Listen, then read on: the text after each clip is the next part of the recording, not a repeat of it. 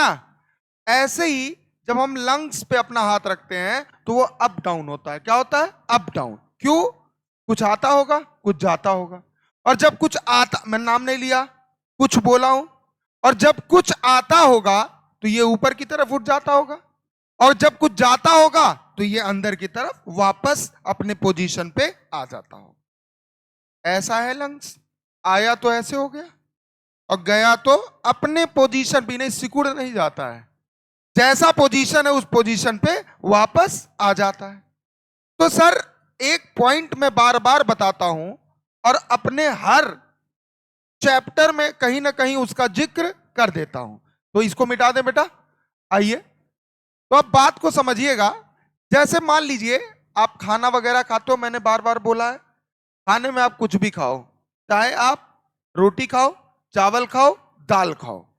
चाहे आप चावल खा रहे हो तो कार्बोहाइड्रेट मिलेगा, और दाल ले रहे हो तो प्रोटीन मिलेगा, और घी ले रहे हो तो आपको फैट मिलेगा। क्या मिलेगा? फैट। तीनों चीजें मिल रही हैं, बोलो हाँ या ना। और तीनों चीजें टूटेंगी, और टूटने के बाद ब्लड में जाएंगी, और ब्लड से सेल में जाएंगे। कहां जाएंगी? सेल। और सांस वगैरह लेते हो, जब एटमॉस्फेयर में जो ऑक्सीजन मौजूद है आपके नाक के रास्ते आपके लंग्स में जाएगा। कहां जाएगा? लंग्स। और लंग्स से ब्लड में जाएगा, और ब्लड से भाई साहब सेल में जाएगा, और दोनों का मिलन होगा। किसका? आपके प्रोटीन के टुकड़े का, और आपके फैट के टुकड़े का, आपके कार्बोहाइड्रेट के टुकड़े का, और ऑक्सीजन का। जब मिलन होगा तो एक प्रक्रिया होगा, एक प्रोसेस होगा, जिसे हम बोलते हैं ऑक्सीडेशन। क्या बोलते हैं? और ये जब ऑक्सीडेशन होगा तो वहां दो चीजें निकलेंगी। कितनी चीजें? दो। एक एटीपी निकलेगा और एक कार्बन डाइऑक्साइड। एक निकलेगा और एक निकलेगा, एक निकलेगा और एक निकलेगा। एटीपी हमारे सेल के लिए अच्छा होगा तो सेल उसको यूज कर लेगा, यूटिलाइज कर लेगा, और इसी प्रक्रिया को हम बोलते हैं एसिमिलेशन। क्या बोलते हैं? एसिमिलेशन। और हमने बोला कार्बन डाइऑक्साइड आपके लिए, आपके सेल के लिए नुकसानदायक होता है, हार्मफुल होता है, तो वो CO2 को जिस रास्ते से ऑक्सीजन आया था उसी रास्ते से बाहर भेज देगा। तो यही जो प्रक्रिया है बेटा, यही कहलाता है breathing and exchange of gases. कैसे अदला बदली होता है। अब सर मान लीजिए वही एग्जाम्पल पुराना वाला, लेकिन आपको लिखना पड़ेगा। चाहे आप प्रोटीन लो, चाहे कार्बोहाइड्रेट लो, चाहे आप फैट लो, लेकिन सबसे बढ़िया कोई सबस्ट्रेट होता है तो होता है कार्बोहाइड्रेट का ग्लूकोज। कौन होता है? ग्लूकोज। कौन होता है? ग्लूकोज। और सबसे ज्यादा यूज होने वाला कौन सबस्ट्रेट होता है? ग्लूकोज। कौन होता है? ग्लूकोज। याद रखना, अमीनो एसिड भी होता है और फैटी एसिड ग्लिसरॉल भी होता है, लेकिन आपका ग्लूकोज ज्यादा होता है। ये हम कहां पढ़ाएंगे? रिस्पायरेशन इन प्लांट में। कहां पढ़ाएंगे? Respiration in plant. अब मैंने बोला मान लीजिए आपने खाना खाया और आपके खाना में था कार्बोहाइड्रेट। कौन था बेटा? अरे बोलो ना। कार्बोहाइड्रेट था, और इसी कार्बोहाइड्रेट को हम क्या बोलते हैं? स्टार्च। क्या बोलते हैं बेटा? स्टार्च। याद है कि नहीं याद है? बोलो हाँ या ना। अब चावल खाया, चबाया, तो कार्बोहाइड्रेट अलग होंगे, और ये जो कार्बोहाइड्रेट अलग हुआ बेटा, आपको पता होना चाहिए, इसी को हम बोलते हैं पॉलीसेकेराइड। क्या बोलते हैं? क्या बोलते हैं? पॉलीसेकेराइड बोलते हैं। याद रहेगा कि नहीं याद रहेगा? बोलो हाँ या ना। Yes sir. और ये जो पॉलीसेकेराइड है ये हमारे माउथ में टूटेगा। क्या करेगा? टूटेगा। कैसे टूटेगा? सर आपके माउथ में कुछ ग्लैंड्स पाए जाते हैं। वैसे तो ये चैप्टर एनसीईआरटी से हटा दिया गया है और आपके सिलेबस से भी रिड्यूस कर दिया गया है। आगे ऐड हो सकता है, मुझे नहीं पता। आगे ऐड हो सकता है कि नहीं हो सकता है, मुझे नहीं पता। एनटीए जो चाहेगा वो करेगा। लेकिन मैं बता दूं कि जब आप डाइजेशन पढ़ते हो तो इसमें 3 प्रक्रियाएं पढ़ते हो। कितनी प्रक्रियाएं? 3। पहला इंजेशन। इंजेशन मतलब टेकिंग ऑफ फूड, मतलब आपने खाना खाया। और दूसरा पढ़ते हो डाइजेशन। क्या पढ़ते हो? डाइजेशन मतलब होता है ब्रेक डाउन ऑफ फूड। क्या होता है? ब्रेक डाउन ऑफ फूड, या न्यूट्रिएंट्स बोल सकते हैं। और हमने बोला तीसरा पढ़ते हैं हम एब्जॉर्प्शन। क्या पढ़ते हैं? एब्जॉर्प्शन मतलब पहले हमने खाया, फिर उसे चबाया, फिर उसे पचाया। समझ में आया? अब मेरी बात को सुनिएगा बहुत ध्यान से। हमने बोला कि हमने मान लो चावल खाया, और चावल में कौन सा न्यूट्रिएंट्स था बेटा? कार्बोहाइड्रेट। कौन सा पोषक तत्व था? कार्बोहाइड्रेट, जिसे हम स्टार्च भी बोलते हैं और जिसे हम पॉलीसेकेराइड। अब हमारे पास बहुत सारे सैलिवरी ग्लैंड पाए जाते हैं। क्या पाए जाते हैं? Salivary gland. एसजी मतलब सैलिवरी ग्लैंड। और इस सैलिवरी ग्लैंड के अंदर 1 से 1.5 लीटर पर डे निकलता है सलाइवा। क्या निकलता है? सलाइवा। कितना निकलता है? 1 से 1.5 लीटर पर डे निकलता है सलाइवा। और कभी कभी सलाइवा ज्यादा निकल जाता है, लेकिन क्वांटिटी वही रहती है 1 से 1.5 लीटर। ज्यादातर कभी कभी किसी मूवमेंट में हमने कुछ खट्टा देख लिया। क्या देख लिया? खट्टा, इमली, आम, अचार, तो हमारे मुंह में पानी आ जाता है। उसी पानी को बोलते हैं सलाइवा। क्या बोलते हैं? सलाइवा। और वो सलाइवा ऐसा नहीं कि एक बार में ज्यादा आ गया तो अगली बार 2 लीटर हो जाएगा ना, क्वांटिटी उतनी रहेगी, क्वांटिटी बदलेगी नहीं। अब हमने बोला सैलिवरी ग्लैंड से निकला सलाइवा। क्या निकला? सलाइवा। लार निकला, लार ग्रंथि से। और इसके अंदर, सलाइवा के अंदर पाए जाते हैं एंजाइम। क्या पाए जाते हैं? एंजाइम। क्या पाए जाते हैं बेटा? एंजाइम पाए जाते हैं। और उस एंजाइम का नाम होता है सैलिवरी एमाइलेज। क्या नाम होता है? क्या नाम होता है? सैलिवरी एमाइलेज नाम होता है। याद रहेगा कि नहीं याद रहेगा? बोलिए हाँ या ना। Yes sir. एज लग गया तो बताया हूं मैं, इसे बोलते हैं एंजाइम। क्या बोलते हैं? कहीं भी एज लग जाए समझ लो, कहीं भी एज लग जाए समझ लो। अब हमने बोला इसी को टाइलिन भी बोलते हैं। क्या बोलते हैं? टाइलिन। अब ये कार्बोहाइड्रेट को तोड़ देगा माल्टोज में। किसमें तोड़ देगा? किसमें तोड़ देगा? माल्टोज। अच्छा, कुछ टीचर्स फिलॉसफी देते हैं। फिलॉसफी मतलब जानते हो? Philosophy of human physiology. मतलब कि सारे चैप्टर्स को एक साथ जोड़ के एक बार में बता देना, वही कहलाता है फिलॉसफी ऑफ ह्यूमन फिजियोलॉजी। और कुछ टीचर्स, नाम नहीं लूंगा, कुछ टीचर्स यहां पे 3 महीना खाली फिलॉसफी झाड़ते हैं। क्या झाड़ते हैं? फिलॉसफी। लेकिन जहां जिसकी जरूरत पड़ेगी मैं बार बार बताऊंगा और आपको तकलीफ नहीं होनी चाहिए। हमने बोला माल्टोज कहलाता है डाइसैकेराइड। क्या कहलाता है? पॉली था, बहुत सारे थे, टूटे तो 2 में, नाम है डाइसैकेराइड। क्या नाम है बेटा? डाइसैकेराइड। और ये जो डाइसैकेराइड है इसका नाम है माल्टोज। क्या नाम है? माल्टोज। अभी हम रुके नहीं, अभी हम थमे नहीं। ये माल्टोज हमारे माउथ से धीरे धीरे नीचे आएगा ईसोफेगस में। कहां जाएगा? ईसोफेगस। और ईसोफेगस से स्टमक में। कहां जाएगा? कहां जाएगा? और स्टमक में ना तो स्टार्च का ब्रेकडाउन होता है, ना तो माल्टोज का ब्रेकडाउन होता है, वो धीरे धीरे आपके आ जाएगा इंटेस्टाइन में। कहां जाएगा? इंटेस्टाइन। और इंटेस्टाइन के स्मॉल इंटेस्टाइन में पार्ट में जाएगा, और स्मॉल इंटेस्टाइन के ड्यूडेनम में जाएगा। कहां जाएगा? ड्यूडेनम। और फिर इस माल्टोज का ड्यूडेनम में ब्रेकडाउन होगा, टूटेगा। कहां पे? आपके ड्यूडेनम। और ड्यूडेनम किसका पार्ट है? Small intestine. स्मॉल इंटेस्टाइन किसका पार्ट है? इंटेस्टाइन। और वहां पे एक एंजाइम पाया जाता है, उस एंजाइम का नाम होता है माल्टेज। क्या नाम होता है? क्या नाम होता है? और याद रखना कहां पे? इंटेस्टाइन। ठीक है ना? जैसे ये कहां है? माउथ में। कहां पे बेटा? माउथ में। और ये है इंटेस्टाइन। और इंटेस्टाइन में एक एंजाइम होता है, नाम होता है माल्टेज। क्या नाम होता है? और एज लग गया समझ लो एंजाइम है। और माल्टेज इस माल्टोज को तोड़ेगा बेटा ग्लूकोज में। किस में तोड़ेगा? ग्लूकोज में तोड़ेगा। और ये जो ग्लूकोज है ये कहलाता है C6H12O6। याद रहेगा? Yes sir. और इसी ग्लूकोज को हम बोलते हैं बेटा मोनोसेकेराइड। क्या बोलते हैं? मोनोसेकेराइड। अच्छा एक बात बताओ, हमने किसको तोड़ा? बड़े को तोड़ा कि छोटे को तोड़ा? बड़े को तोड़ा। मतलब कि कॉम्प्लेक्स फूड को, क्या बोला? कॉम्प्लेक्स फूड को सिंपल फूड में तोड़ देना ही कहलाता है डाइजेशन। क्या कहलाता है? क्या कहलाता है? जैसे हम बोल सकते हैं बायो मैक्रो मॉलिक्यूल। मैक्रो माने लार्ज, मैक्रो माने लार्ज। बायो मैक्रो मॉलिक्यूल का टूटना, बायो माइक्रो मॉलिक्यूल, माइक्रो माने छोटे में। तो पॉली माने ज्यादा, उससे छोटा डाई, उससे छोटा मोनो। मोनो मतलब कौन है बेटा? मोनो मतलब आपका है ग्लूकोज। कौन है? ग्लूकोज। यही तो हमको चाहिए था, बोलो हाँ या ना।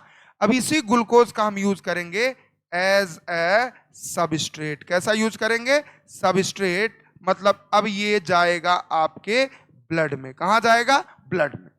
और आपको पता होना चाहिए कि आपका जो ब्लड होता है, कौन होता है? ब्लड।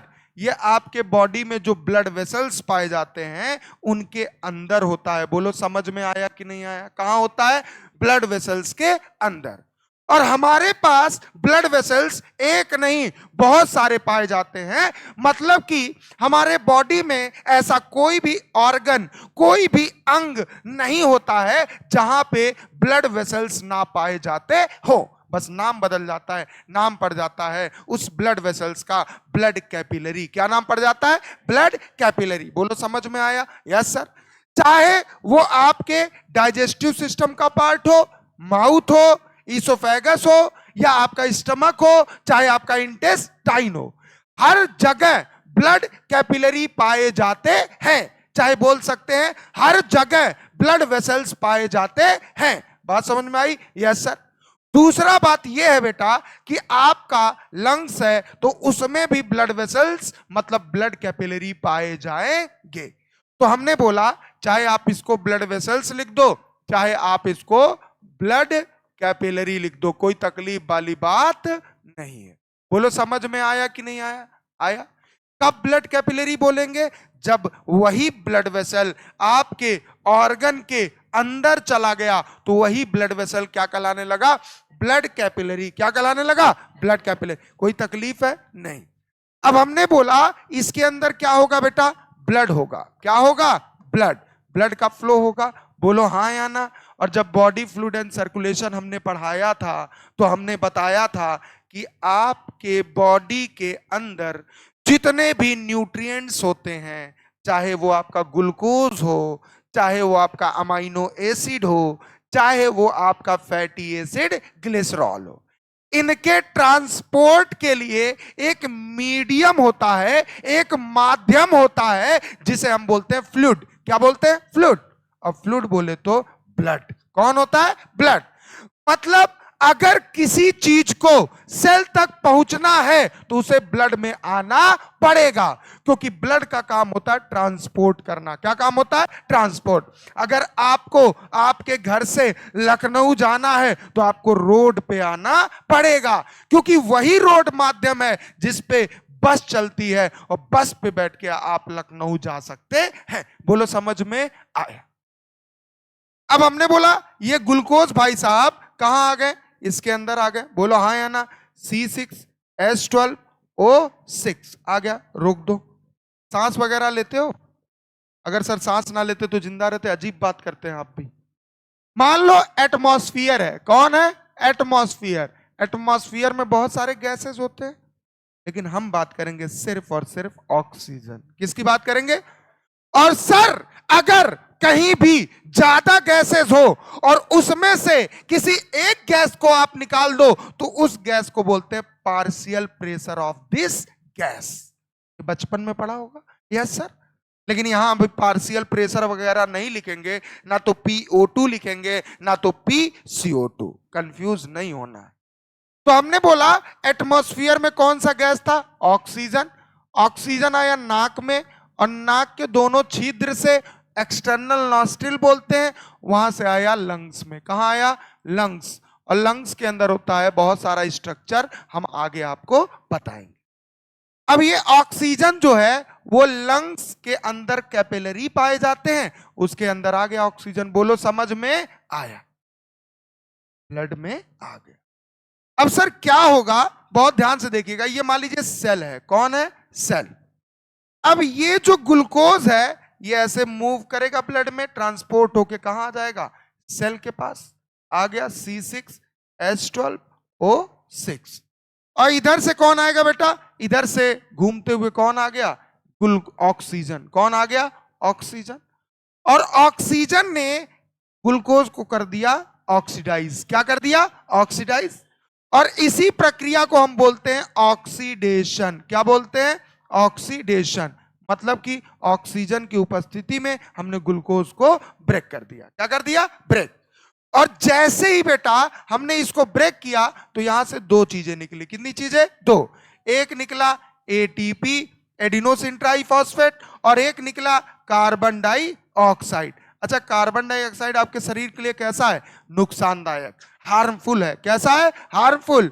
और ये CO2 जैसे आपका O2 आया था वैसे ही आपका CO2 बाहर चला जाएगा। क्लियर है कि नहीं? क्लियर है? बोलो हाँ या ना। Yes sir.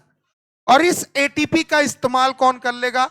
यूटिलाइज्ड बाई, क्या लिखा, यूटिलाइज्ड बाई किसके द्वारा, जल्दी बताओ, सेल। और यही प्रक्रिया कहलाता है एसिमिलेशन। अगर सेल ताकतवर बनेगा तो टिश्यू बनेगा, टिश्यू बनेगा तो ऑर्गन बनेगा, ऑर्गन बनेगा तो ऑर्गन सिस्टम बनेगा, और ऑर्गन सिस्टम बनेगा तो पूरा का पूरा बॉडी बेटा ताकतवर बनेगा। क्लियर है कि नहीं क्लियर है? Yes sir. दूसरा पॉइंट हमने क्या बोला, ये जितना आप प्रोसेस देख रहे हो, हमें ना तो इससे मतलब है, हमें ना तो इससे मतलब है, हमें मतलब है इस सेल के अंदर जो प्रोसेस हो रहा है उससे। सेल ही ऑक्सीजन लेगा और सेल के अंदर ही कार्बन डाइऑक्साइड प्रोड्यूस होगा और वही कार्बन डाइऑक्साइड बाहर निकलेगा। क्लियर है कि नहीं क्लियर है? बोलो क्लियर है। आइए तो बताइए, खाने में आपने चावल खाया, चावल में क्या मिला, आवाज नहीं आई, क्या मिला, कार्बोहाइड्रेट, मतलब जिसे बोलते हैं माउथ में चबाया, सेलेवरी ग्लैंड में सलाइवा आया, सलाइवा से सेलेवरी अमाइलेज आया, इसको तोड़ा, किसमें तोड़ा, माल्टोज मतलब डाइसैकेराइड आया। ये माल्टोज कहां आया, इंटेस्टाइन में एंजाइम था, किसमें तोड़ा, और ग्लूकोज एब्जॉर्ब हो गया, एब्जॉर्ब होके कहां आया, ब्लड में, कहां आया, ब्लड में। अब ब्लड से ट्रांसपोर्ट होके कहां आ गया, सेल। एटमॉस्फेयर से क्या लिया, किसने लिया, और कहां आया, वहां से ब्लड में आया, ब्लड से ट्रांसपोर्ट होके सेल। और ऑक्सीजन ने किसको देखा, ग्लूकोज, प्रक्रिया किया ऑक्सीडेशन, मिला दो चीज, एक मिला किसने यूटिलाइज किया, और एक मिला ये अच्छा था, तो ये जैसे ऑक्सीजन आया था वैसे बाहर निकल गया। याद रखना, breathing and exchange of gases, क्या हम बोले रिस्पायरेशन, टोटली जानते हो कहां होता है, सेल या टिश्यू में। कहां होता है, सेल या टिश्यू। इसको बनाइए फिगर।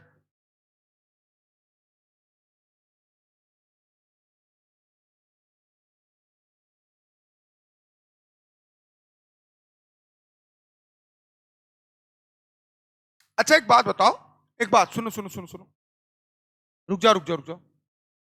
चाहे यहां देखो, क्या बोला, बे आलसी उलसी हो क्या, एकदम लग रहा है 2 दिन की छुट्टी क्या हुई, एकदम सीधा टाइट, एकदम टाइट बैठो, एकदम टाइट। हाथ ऐसे नहीं रखना, कुछ भी ऐसे नहीं, एकदम स्ट्रेट बैठो, हाथ बेंच पे हाथ होना ही नहीं चाहिए।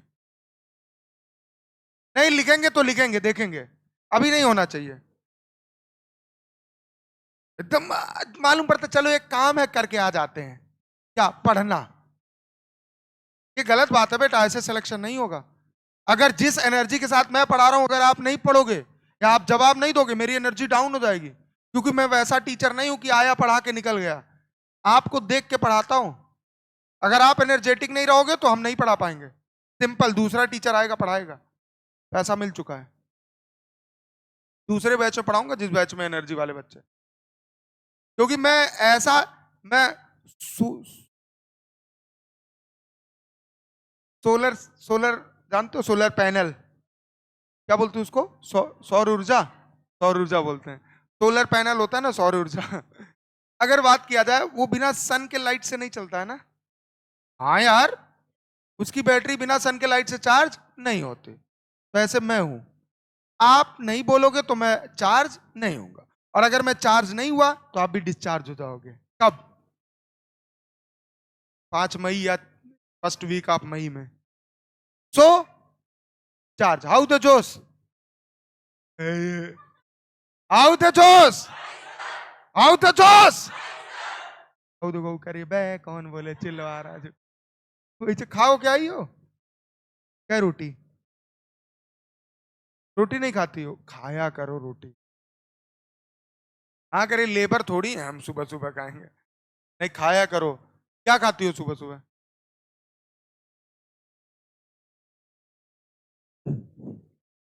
मुर्गा बकरा खाती हो, खाती हो, झूठ ना बोलो। काहे मन होता है खाने का, तब ऐसे क्यों करो, घर से बाहर कर दिए जाएंगे, घर में कोई नहीं खाता है आपके। देखिए शान, देखिए चेहरे पे मुस्कान देखिए, और चेहरे पे रौनक देखिए, ये खाने का नतीजा है। कौन बनाता है,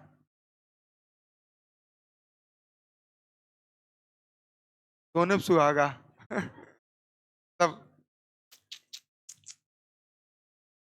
अच्छा देखना, यहां भी तोड़ फोड़ हो रहा है, बोला हाँ या ना? तो अगर देखा जाए मेटाबॉलिक रिएक्शन हो रहा है कि नहीं हो रहा है? अंदर मेटाबॉलिक रिएक्शन हो रहा है कि नहीं? मेटाबॉलिक रिएक्शन हो रहा है। अब मेटाबॉलिक रिएक्शन में कौन सा रिएक्शन, एनाबॉलिक या कैटाबॉलिक? अबे टूट रहा है, टूटना मतलब कैटाबॉलिक, एनाबॉलिक मतलब जुड़ना। तो यहां टूट रहा है ना, ऑक्सीजन की उपस्थिति में ग्लूकोज टूट रहा है, ऑक्सीजन की उपस्थिति में ग्लूकोज। अब ग्लूकोज का टूटना कैटाबॉलिक रिएक्शन है। क्या बेटा? कैटाबॉलिक। तो यहां लिख लो कौन सा रिएक्शन हो रहा है, आपके एग्जाम में आ चुका है इससे क्वेश्चन। कौन सा रिएक्शन होता है जब ब्रीथिंग होती है, एनाबॉलिक या कैटाबॉलिक? क्योंकि तोड़ ही फोड़ चलता है। क्या चलता है? तोड़ ही फोड़ चलता है। नोट करिए फटाक से।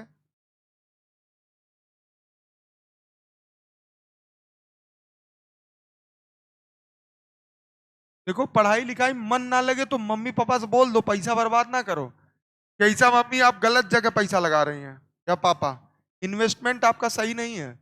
बढ़िया एकटू गुमटी खुलवा दीजिए, पान की दुकान, बढ़िया लगाएंगे चूना और बेचेंगे पान कत्था लगा के हैं। बढ़िया, ये भी बिजनेस बढ़िया, बहुत अच्छा कमाई है। देख लो बेटा आप लोग,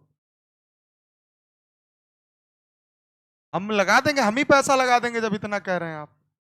हम ही लगा देंगे, इन्वेस्ट करवा देंगे। चलिए आरएस के सामने एकटू गुमटी लगवा देंगे, दिन भर जितना कमाना 50% हमको दे देना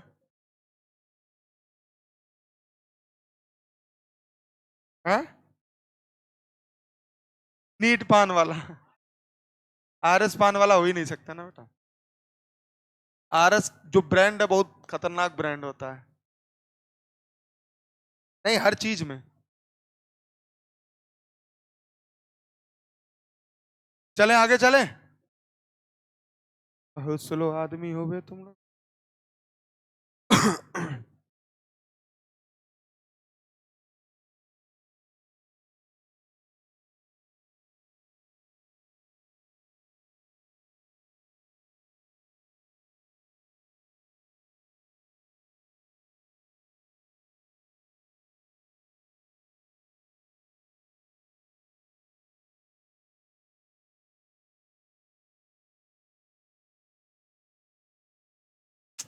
चला जाए। बहुत स्लो आदमी हो यार, ऐसे जिंदगी में स्लो रहोगे जिंदगी कैसे चलेगी?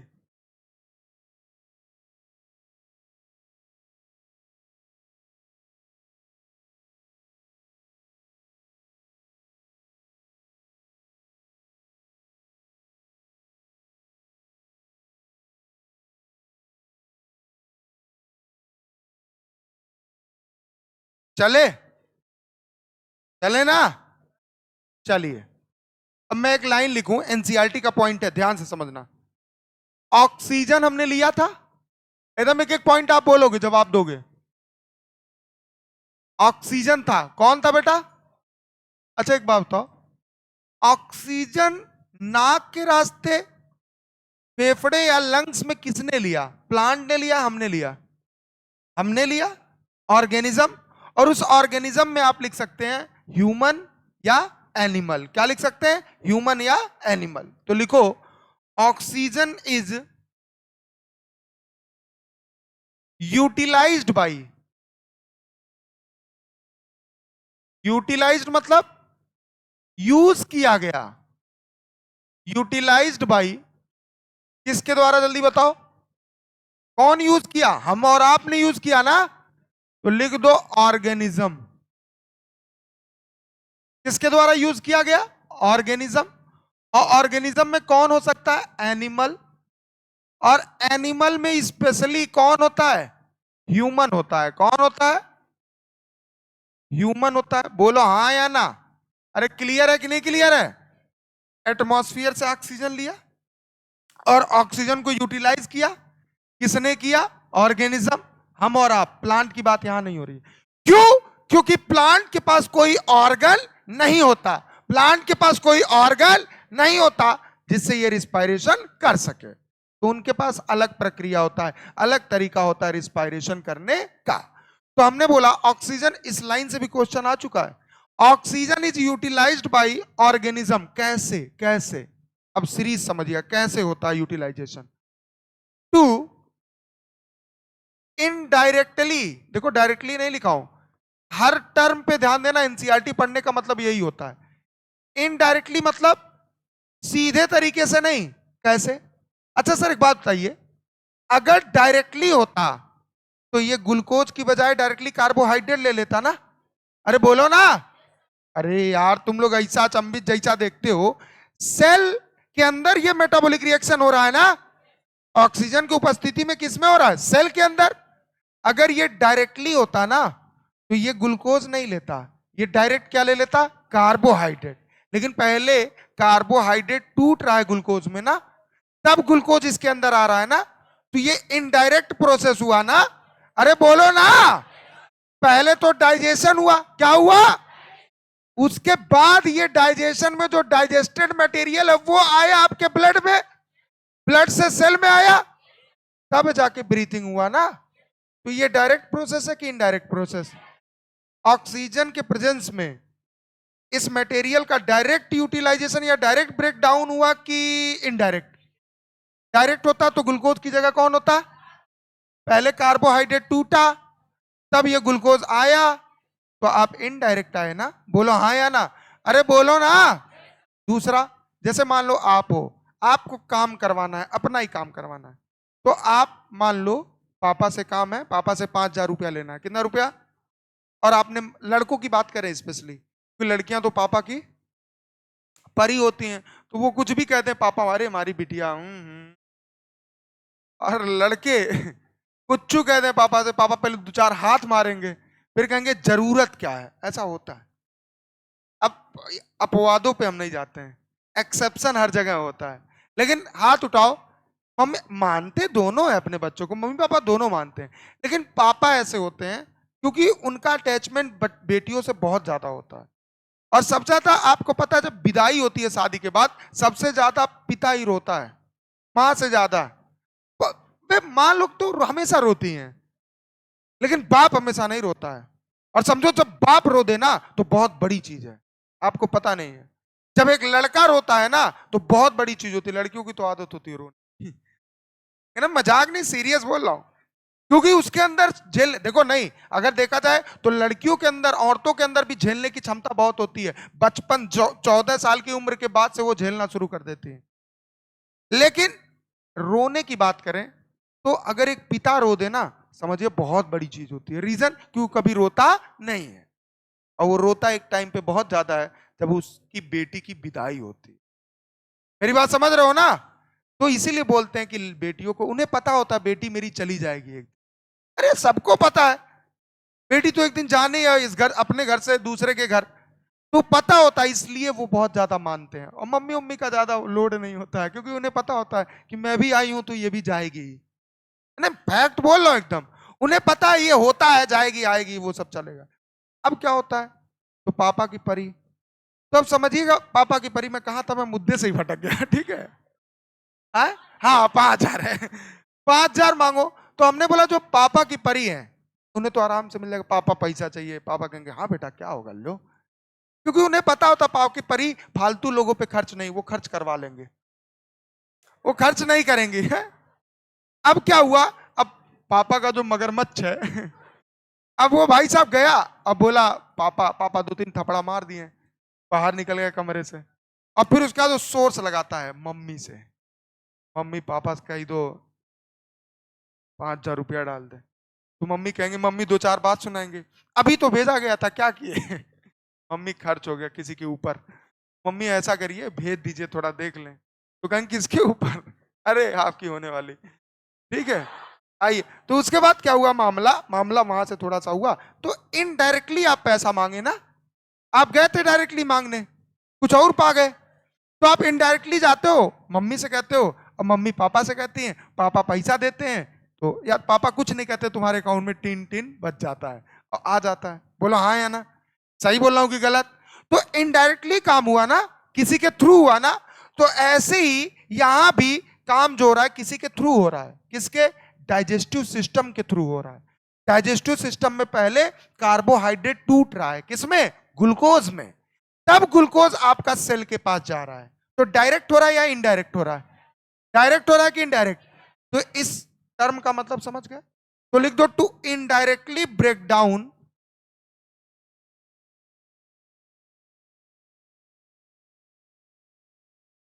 ऑफ किसका? न्यूट्रिएंट्स का। किसका हो रहा है बेटा? और जब न्यूट्रिएंट्स टूट जा रहे हैं, क्या हो जा रहे हैं? न्यूट्रिएंट्स जब ब्रेक हो जा रहे हैं तो हमें क्या क्या मिल रहा है? जैसे क्या क्या मिलेगा बताओ? सच एज, मान लो आपका कार्बोहाइड्रेट टूटा तो क्या मिलेगा? ग्लूकोज मिलेगा। आपका प्रोटीन टूटा तो क्या मिलेगा? अमाइनो एसिड मिलेगा। आपका फैट टूटा तो क्या मिलेगा? फैटी एसिड, ग्लिसरॉल, यही मिलेगा ना। तो कार्बोहाइड्रेट टूटा तो मिला ग्लूकोज, और फिर क्या मिलेगा? अगर प्रोटीन टूटा तो अमाइनो एसिड, और अगर आपका फैट टूटा तो फैटी एसिड प्लस ग्लिसरॉल। याद रहेगा कि नहीं याद रहेगा?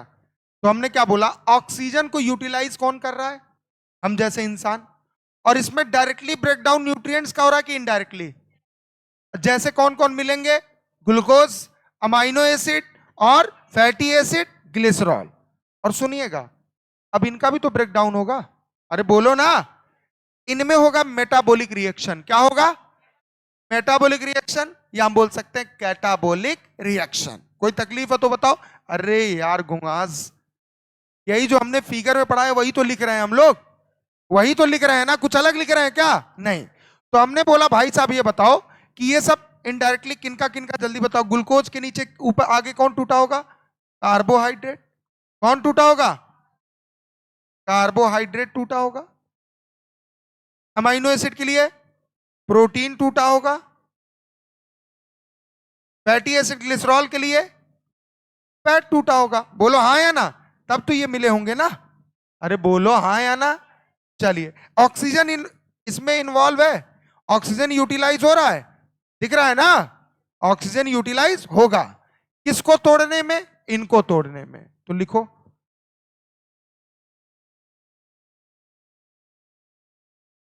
क्या लिखना है पहले ये तो समझ लो।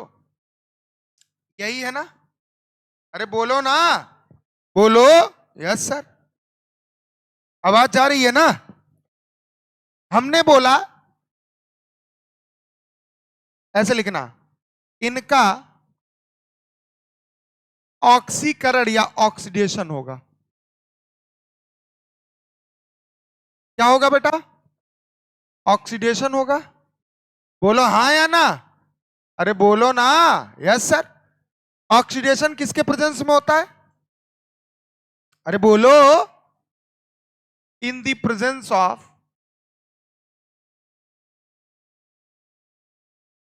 किसके?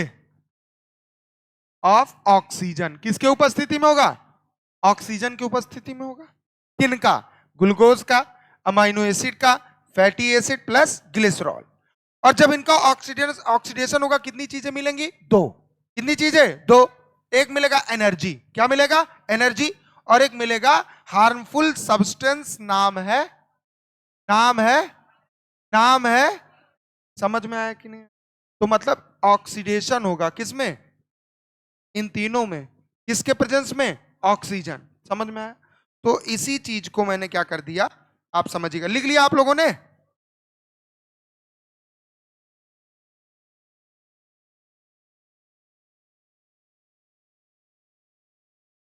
अरे लिख लिया ना? दिख रहा है ना? अबे इतना भी बोल रहा हूं, बोलने पे नहीं दिख रहा, आप कर रहे नहीं, इसका मतलब तुम समझ ही नहीं पाए। बोल रहा हूं, इतनी देर से बोल रहा हूं। मैंने बोला भी ऑक्सीजन यूटिलाइज हुआ किसके द्वारा? इनडायरेक्टली ब्रेक डाउन किसका हुआ? जैसे इनडायरेक्टली ब्रेक डाउन न्यूट्रिएंट्स, किसका? न्यूट्रिएंट्स। जैसे किसका किसका? Amino acid, fatty acid, glycerol का हुआ। बोला हाँ या ना? और हमने बोला इन, हमने तो ये लाइन लिख दिया ऐसे ही, असल में बात इनकी की गई है, असल में बात इनकी की गई है, क्योंकि ऑक्सीजन को यूटिलाइज ऑर्गेनिज्म किए और इनडायरेक्टली ब्रेक डाउन न्यूट्रिएंट्स मतलब इनका किए। कैसे? ऑक्सीजन के उपस्थिति में। अच्छा सर, जब इनका करेंगे तो इसमें जो प्रक्रिया होगा ये कैटाबोलिक रिएक्शन होगा कि एनाबोलिक? याद रखना, कौन सा रिएक्शन होगा? कैटाबोलिक रिएक्शन होगा। और कैटाबोलिक रिएक्शन मतलब समझते हो, अगर ए बी है तो ये टूटेगा तो किसमें? ए प्लस बी में। बोलो समझ में आया कि नहीं? यही कहलाता है कैटाबोलिक रिएक्शन। अब सर जब ये रिएक्शन होगा तो कितनी चीजें मिलेंगी? दो चीजें। अरे बोलो ना। Yes sir. एक मिलेगा एनर्जी। क्या मिलेगा? एनर्जी मिलेगा।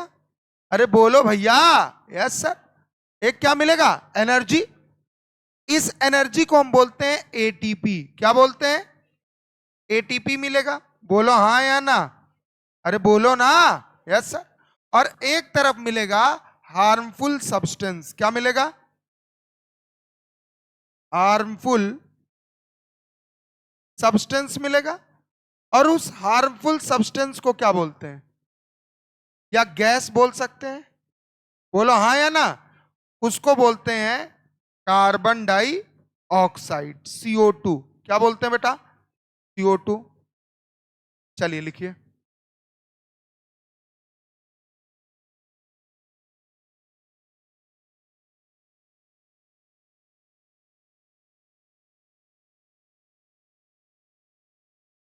लिख लिया? तो एक लाइन लिखिए, मैं बोल रहा हूं कि कार्बन डाइऑक्साइड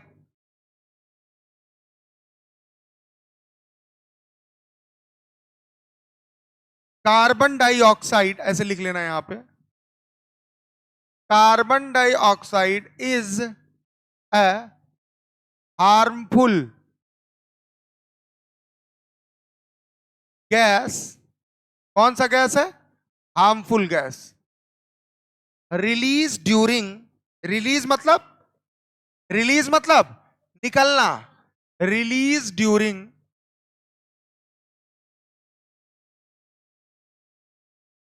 कौन से रिएक्शन के दौरान बेटा? कैटाबोलिक। बोलो समझ में आया कि नहीं? Catabolic reaction. क्लियर है कि नहीं क्लियर है? और किसके द्वारा ये प्रोसेस हो रहा है? फिर से पढ़ो लाइन, समझ जाओगे। CO2 कैसा गैस है? हार्मफुल। और रिलीज कब हो रहा है? कैटाबोलिक रिएक्शन के दौरान। बोलो हाँ या ना? ऑक्सीडेशन ही तो कैटाबोलिक रिएक्शन है। बोलो हाँ या ना? और हमने बोला किसके द्वारा या किस में हो रहा है? सेल में। किस में हो रहा है? बाई सेल या टिश्यू। ठीक है ना? CO2 हार्मफुल गैस रिलीज हो रहा है कैटाबोलिक रिएक्शन के दौरान। किसके द्वारा? सेल या टिश्यू। ये बात समझ में आई? आई कि नहीं आई? और कैटाबोलिक रिएक्शन जो होता है इसी को हम बोल सकते हैं क्या? यही कहलाता है ऑक्सीडेशन। क्या कहलाता है? समझ में आया कि नहीं? बोलो हाँ या ना? आया कि नहीं आया? आया? आया ना? कंफ्यूजिंग तो नहीं लग रहा है? अगर आपको नहीं समझ में आ रहा तो एक काम करिएगा, ये जो है ये पॉइंट कौन सा? ये वाला, ये। ठीक है, हटा दिया, हटा दिया। अब क्या पढ़ा? ऑक्सीजन यूटिलाइज किया गया ऑर्गेनिज्म के द्वारा और इनडायरेक्ट ब्रेकडाउन हुआ किसका? जैसे कौन कौन? और इनका क्या होगा? किसके प्रेजेंस में? और ऑक्सीडेशन मतलब कौन सा रिएक्शन? तो कितनी चीज प्रोड्यूस होंगे? एक होगा। जैसे एक होगा या जैसे। ये बात समझ में आई? तो वही लाइन में हमने लिख दिया। एक लाइन और लिखिए, एक लाइन और लिखिए। लिखिए ऑक्सीजन, ऑक्सीजन सब एनसीईआरटी की लाइन है, इंपॉर्टेंट। कॉन्टिन्यूअसली, लगातार। अरे यार सांस तो हमेशा लेते हो ना? कॉन्टिन्यूअसली हम किसको प्रोवाइड करते हैं, जल्दी बताओ, सेल को। किसको करते हैं? Continuously provided to the cell, continuously provided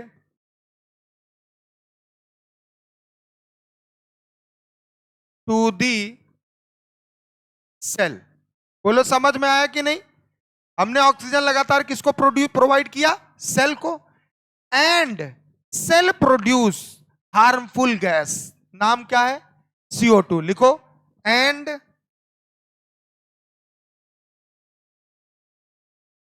cell produced harmful gas, and cell, लिखो, एंड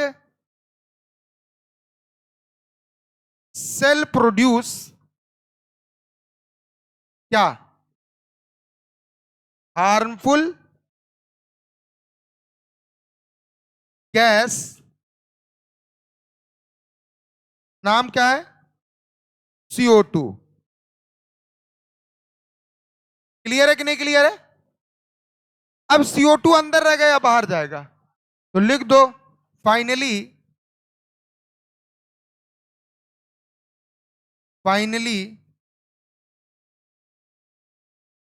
दिस गैस, दिस मतलब कौन? CO2। This gas released out की इन। क्लियर है कि नहीं क्लियर है? बोलो हाँ या ना। क्लियर है कि नहीं क्लियर है? क्लियर है सर। क्या बोला? CO2 कैसा गैस है और रिलीज कब हुआ? कैटाबोलिक रिएक्शन मतलब, और ये कहां हुआ? तो सेल के द्वारा ही होगा। हमने ऑक्सीजन हमने लगातार दिया किसको? सेल को, और सेल प्रोड्यूस किया CO2 हार्मफुल गैस, और ये CO2 फाइनली बाहर निकल गया। क्लियर है कि नहीं क्लियर है? तो एक लाइन लिखिए, पूरा सिस्टम समझ में आया कि नहीं? ऑक्सीजन को हम यूटिलाइज कर रहे हैं किस रूप में? इन न्यूट्रिएंट्स को इनडायरेक्टली ब्रेक करने में। क्यों? क्योंकि जब तक ऑक्सीजन नहीं आएगा तब तक ये कैटाबोलिक रिएक्शन मतलब ऑक्सीडेशन नहीं होगा। अब हमने ऑक्सीजन की उपस्थिति में इनका ब्रेकडाउन किया, और ये जब टूटेगा तो कितनी चीजें मिलेंगी? दो। एक ATP, इसका हमें कोई मतलब यहां नहीं, एक मिलेगा CO2, और CO2 हार्मफुल होता तो निकल जाएगा। हमने दिया कौन सा गैस? दिया कौन सा? दिया कौन सा? और निकाला कौन सा? यही तो ब्रीथिंग कहलाता है ना, और कॉमनली नोन एज रिस्पाइरेशन। तो एक लिखिए डेफिनेशन, देखिए, the process of exchange of the process of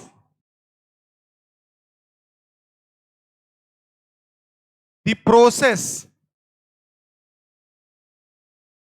of exchange of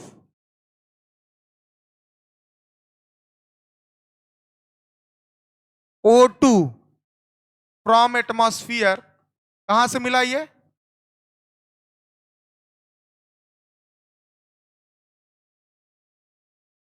और इसका एक्सचेंज, O2 का जो एक्सचेंज हो रहा है वो किसके साथ हो रहा है?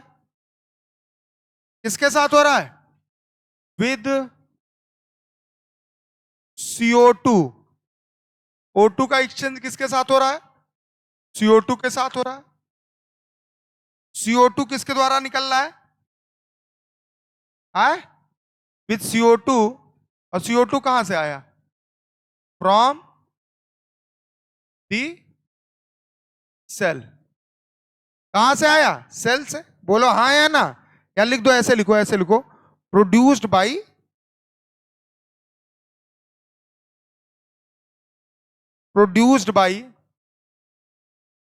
थोड़ा NCERT का लाइन आए, प्रोड्यूस्ड बाई सेल। ठीक है? Process of exchange of oxygen from atmosphere, atmosphere से ऑक्सीजन लिया। बोलो हाँ या ना, या लिख सकते हो एटमॉस्फेरिक ऑक्सीजन भी लिख सकते हो, कोई दिक्कत वाली बात नहीं है। और इसी को हम क्या बोलते हैं, जल्दी बताओ? Called breathing. क्या बोलते हैं? वैसे यहां कॉल्ड ब्रीथिंग।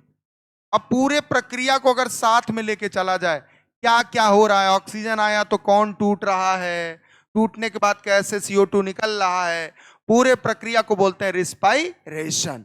तो लिख लो commonly known as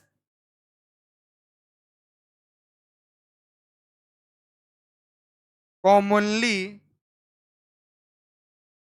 known as respiration. क्या बोलते हैं बेटा? रिस्पायरेशन। क्लियर है कि नहीं क्लियर है? बोलो हाँ या ना। अरे बोलो ना। यस। फिर से सुनो, एक प्रोसेस है जिसमें एक्सचेंज अदला बदली हो रहा है। किसका? ऑक्सीजन का। कहां से मिला? एटमॉस्फेयर। किसके साथ हो रहा है? CO2। ये किससे प्रोड्यूस हुआ? सेल। और यही कहलाता है ब्रीथिंग। लेकिन ऐसे थोड़ी हो जाता, ऑक्सीजन आया, न्यूट्रिएंट्स का इनडायरेक्टली ब्रेक डाउन किया, ऑक्सीडेशन प्रोसेस हुआ, मतलब कैटाबोलिक रिएक्शन हुआ, तब जाके CO2 प्रोड्यूस हुआ। ये पूरा का पूरा प्रक्रिया, पूरा का प्रोसेस लेंगे तो कहलाएगा रिस्पायरेशन। क्या कहलाएगा बेटा? रिस्पायरेशन। अगली हेडिंग डालो। रिस्पायरेशन बेसिकली दो प्रकार के होते हैं। कितने प्रकार के होते हैं? बेसिकली कितने प्रकार के होते हैं? दो। आइए अब सर, यानी उसमें हम कहा जिक्र करेंगे इसका, लेकिन थोड़ा सा हम आपको बताएंगे, बहुत ज्यादा नहीं। रिस्पायरेशन बेसिकली देखा जाए, चाहे प्लांट में चाहे कहीं, दो होते हैं। एक एरोबिक और एक, हमारे में कौन सा हो रहा है? एरोबिक के एनारोबिक? एरोबिक ऑक्सीजन की उपस्थिति में हो रहा है ना, उनमें दोनों तरीके से होता है, एरोबिक भी होता है और एनारोबिक। समझ में आया कि नहीं? वैसे हमारे में भी होता है, तभी तो लैक्टिक एसिड यहां जमा हो जाता है। फर्मेंटेशन याद है ना? Fermentation is anaerobic process. क्या होता है? एनारोबिक। तब यहाँ लैक्टिक एसिड इकट्ठा हो जाता है, जिसकी वजह से क्या होता है? पेन होता है, दर्द होता है। याद है कि नहीं याद है? Yes sir. तो हमने बोला कि एक होता है एरोबिक और एक होता है एनारोबिक। समझिएगा, एक होता है, अब हम आगे बढ़ रहे हैं, अब ऑर्गन के बारे में जानेंगे, आगे पढ़ेंगे प्रक्रिया। बेटा मजा जान तो कहाँ आएगा? जब पढ़ेंगे ट्रांसपोर्ट ऑफ गैसेस, वहां से क्वेश्चन आता है और मैं बताऊंगा, एक एक लाइन अंडरलाइन कर दूंगा जहां जहां से क्वेश्चन आएगा। एरोबिक रिस्पायरेशन, कौन सा रिस्पायरेशन बेटा? ये कौन सा अपना चैप्टर स्टार्ट हो गया, चल रहा है? ये 4th चैप्टर है ना, cell, cell cycle, body fluid, और ये 4th। इसके बाद मैं ये पूरी ह्यूमन फिजियोलॉजी और अपनी जो सिलेबस है मैंने जो बोला है उसी अनुसार खत्म होगा। कब? जनवरी में। जितना जल्दी सिलेबस खत्म होगा उतना जल्दी रिवीजन करने का मौका मिलेगा, और जितना बेहतर रिवीजन होगा ना उतना तगड़ा रिजल्ट जाएगा, जान लो। अगर आपका सिलेबस किसी भी सब्जेक्ट में टाइम से खत्म हो और आपको टाइम से रिवीजन करने का मौका मिले, कसम बता रहे हैं, सिलेक्शन ना होने का सबसे बड़ा रीजन होता है सिलेबस का टाइम पे ना खत्म हो। और सिलेबस टाइम पे अगर खत्म हो गया और आपने भरपूर रिवीजन कर, ये मैं टीचर होके बोल रहा हूं, एक मैं टीचर होके बोल रहा हूं, अगर रिवीजन का भरपूर टाइम मिल गया, आप सिलेक्शन नहीं रैंक दे दो। और हम लोग का टारगेट इसी बार। आपको क्या लगता है LN आकाश इस सब कोचिंग बहुत अच्छा पढ़ाया जाता है? नहीं, बस सिलेबस टाइम पे खत्म किया जाता है। जब सिलेबस खत्म हो जाता है, बच्चों को रिवीजन करने का समय हम लोगों से अच्छा है। हम लोगों से अच्छा नहीं पढ़ाते हैं बेटा। काकादेव में रगड़ रहे थे, 5 बच्चे ना कर पाए थे, LN में गए पढ़ा रहे हैं। मेरी बात समझ रहे हो ना? काकादेव के बच्चे जिस टीचर को पसंद कर लिए, समझो वो सुपरस्टार है। बात समझ रहे हो कि नहीं? बहुत जल्दी बच्चे यहाँ के पसंद नहीं करते टीचरों को, बहुत मशक्कत करना पड़ता, बहुत पापड़ बेलना पड़ता, तब खुद को प्रूफ करना, हाँ मैं हूं LN में, मैं चला जाऊं, मैं पढ़ा दूं। कोई भी पढ़ा सकता है ऐसी जगह पे, कंपनी में। खुद को ऐसी जगह स्टेब्लिश करके दिखाओ जहां बच्चा आपको पसंद करे, कोचिंग को नहीं। मैं पता आप सब RS के नाम पे आए हो, लेकिन आने के बाद तो टीचर ही मिलेगा ना। बोलो हाँ या ना? और RS का इस बार सबसे बड़ा प्लान क्या है कि अभी नहीं, अभी तो चीजें बड़ी नॉर्मल चल रही हैं, आपको भी लग रहा होगा ना। जैसे जुलाई आया, मैं बता रहा हूं बहुत चीजें होने वाली हैं, बदलने वाली हैं। क्या बदलने वाली? क्या है भैया? सिलेबस टाइम पे, जनवरी, और आपको शेड्यूल मिल जाएगा, इतने दिन में ये चैप्टर, इतने दिन में ये चैप्टर। बात समझ रहे हो ना? ये जब शेड्यूल मिल जाएगा, अब मैं कुछ भी करके भगाऊंगा नहीं कि नहीं कुछ लाइन छोड़ दिया। बेटा मैच कर लेना मेरा नोट्स, एक एक लाइन पढ़ाया हूं। मैच क्यों कि नहीं, एक एक लाइन छोड़ा नहीं हूं, सब पढ़ाता हूं मैं। NCERT की बकवास लाइन को भी एक्सप्लेन करता हूं। अभी जो पढ़ाऊं बकवास ही तो था, लेकिन आपका सिलेबस टाइम पे जनवरी मेरे हाथ से चला जाएगा, और फरवरी, मार्च, अप्रैल, 3 महीने हम लोग दबा के करेंगे रिवीजन और दबा के टेस्ट। और मैं कम से कम मैथ दी कॉलम आपको बना के दूंगा 1000। कितने मैथ दी कॉलम? कितने? पूरे चैप्टर का। अगर 1000 मैथ दी कॉलम आपने लगा लिया तो उस मैथ दी कॉलम की मदद से आप वन जो होता है वन लाइनर टाइप क्वेश्चन वो भी कर लोगे आप, क्योंकि मैथ दी कॉलम कई लाइन को कवर कर देता है। ये बना रहा हूं, आपको मिल जाएगा। और कब? आपको फरवरी में आपके हाथ में रहेगा, और उससे प्रैक्टिस करेंगे हम लोग। और रिवीजन अब की बार बहुत तगड़े तरीके से, अलग तरीके से करेंगे, प्लान है मेरा। तो बस आप लोग लगे रहिएगा। सिलेबस बस यही, मैं हल्का ढीला पढ़ूं तो आप बताएं। मैं से ढीला नहीं पढ़ता हूं, मैं क्लास कैंसिल नहीं करता। आपने कभी भी आज तक पढ़ रहे हो, कभी देखे हो, सुने हो? मेरा घर जाने का मन था लेकिन मैं घर नहीं जा पाया, क्योंकि मम्मी पापा यही हैं। उन्हीं की वजह से तो घर जाते। मम्मी पापा यही हैं। पापा कह रहे हैं हमको छोड़ दो, हमें यहाँ नहीं रहना है। बोले कहा है?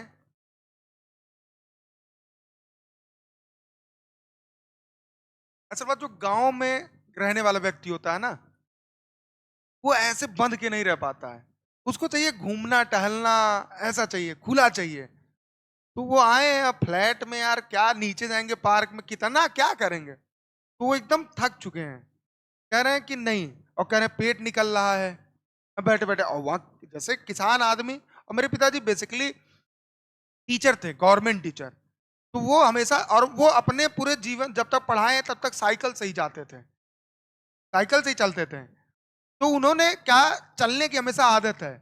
ऐसे कुछ नहीं करेंगे तो काम ही, घर का ही काम, कुछ ना कुछ करते रहेंगे, तो आदत। और यहाँ बस सोओ खाओ, सो खाओ। गाली हम लोग सुनते हैं कि मम्मी भाभी कहीं घुमा दो ले जाके। कहाँ घुमा यार, हम लोग को घूमने का मन ही नहीं करता है।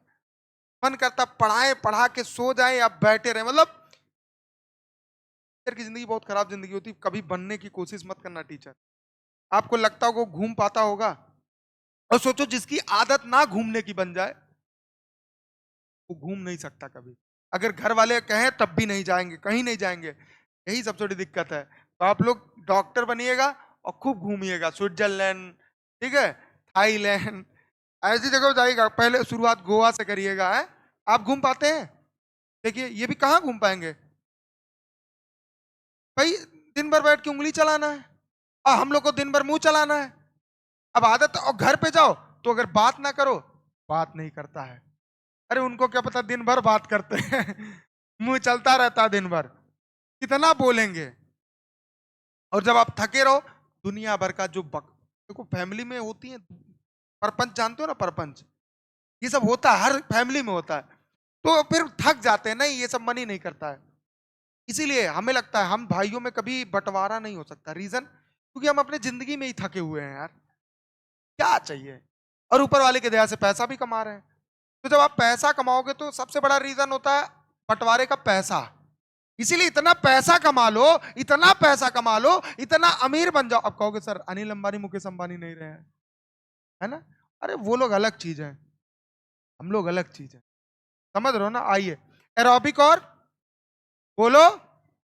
थके हो तुम लोग, बहुत थकेले टाइप हो। अभी फिजिक्स चलेगा, पता है कि नहीं है? तब उसमें तो और थक जाओगे। उसमें तो कैलकुलेशन, और तुम लोग दिमाग चलाना चाहते नहीं हो। जहां कैलकुलेशन आया तुरंत थके फील करोगे ना। जहां कैलकुलेशन फिजिक्स में आया, विशाल सर ने पढ़ाया, खूब मजा आ गया पढ़ के। सर ने बोला एक क्वेश्चन लगाओ। अरे सर खुद ही लगा दो ना। इतना प्रेशर क्यों मेरे दिमाग पे डाल रहे हो? होता है ऐसा ना। अरे कुल मिला लो तुम लोग का पढ़ने का मन ही नहीं करता है। हमें ऐसा आभास हो रहा है। आइए साहब, एरोबिक रिस्पायरेशन कैसा होगा? इन द प्रेजेंस ऑफ,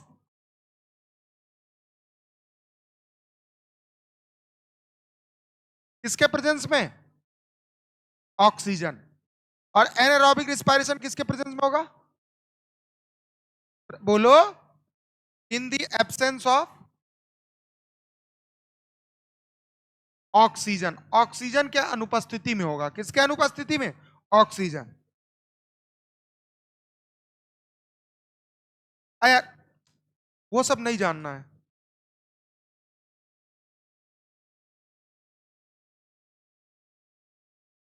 इसमें अब क्या हम पढ़ाएं? इसमें बस इतना याद रख लो, इसमें 36 एटीपी मिलता है, और उसमें कितना एटीपी मिलता है कुल बेटा? 2 एटीपी। कितना मिलता है? 2। समझ में आ रहा है कि नहीं? ठीक है, टोटल 38 एटीपी होता है ना। एरोबिक रिस्पायरेशन कितना 36, और एनएरोबिकली से किससे 2, मत लिखो छोड़ो, ये पढ़ाएंगे रिस्पायरेशन इन प्लांट। ये जान सकते हो, यहां लैक्टिक एसिड बनता है, याद है ना। ईस्ट से क्या बनता है, अल्कोहल, और मसल्स में जब फर्मेंटेशन होता है तो क्या बनता है, लैक्टिक एसिड। मत लिखो, छोड़ो, जाने दो, ठीक है। अब अगला हेडिंग डालो बेटा, कौन सा हेडिंग है, अगला है respiratory organ in animals.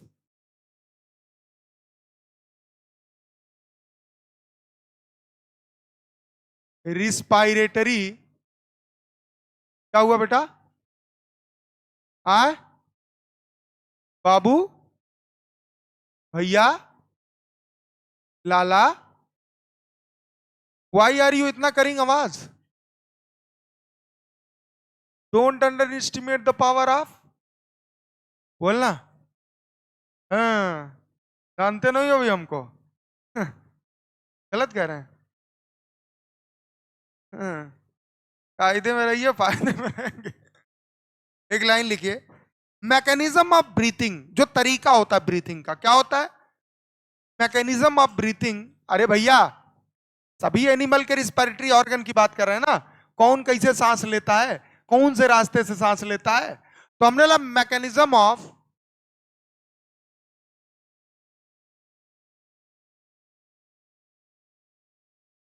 Breathing, जो सांस लेने का तरीका है,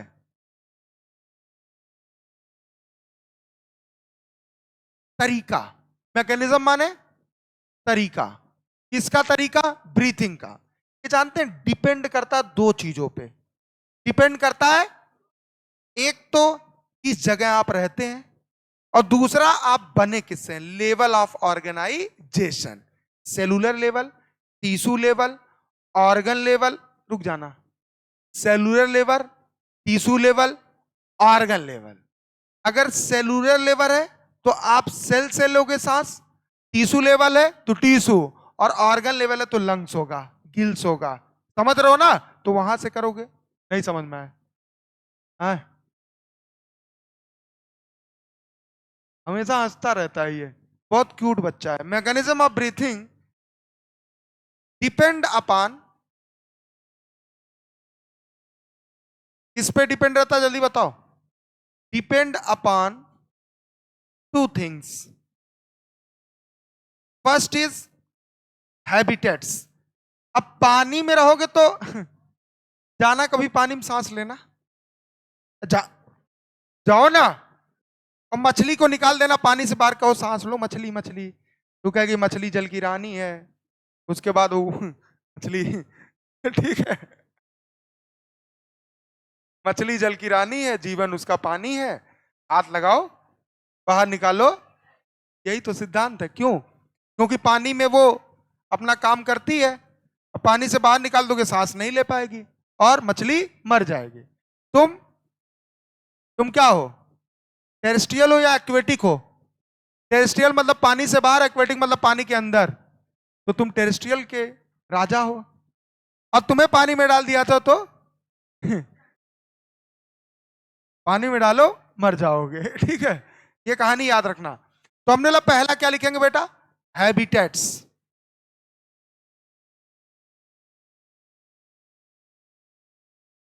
और दूसरा लेवल ऑफ